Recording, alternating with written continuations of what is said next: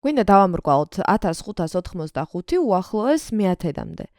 მოდი გადმოვწეროთ ეს რიცხვი 1585 და დავამრგვალოთ უახლოეს 1/1000-მდე. ესე იგი, ჩვენ გვინდა კონცენტრირება მოვახდინოთ 10-ანის ადგილზე.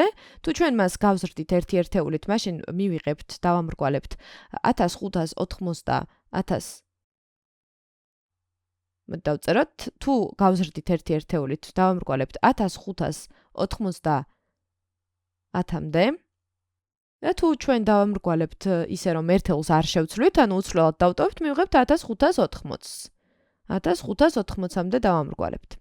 ანუ გვაქვს ეს ორი არჩევანი. ეხლა ჩვენ ვნახოთ ბოლო ორი მაგალითი, ვნახოთ მარჯვნივ არის, რუიანის მარჯვნივ არის 5, თუ 5-იანი ან უფრო მეტი არის, მაშინ ერთეული გაიზრდება და ისე დამრგვალდება.